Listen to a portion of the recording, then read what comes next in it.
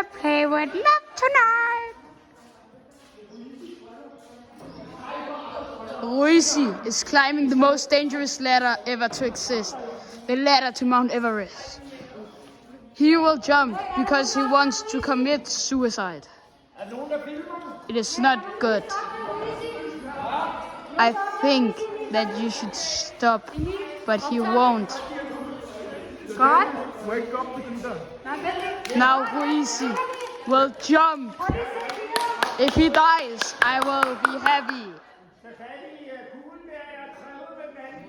He wants to commit suicide, and it's not good.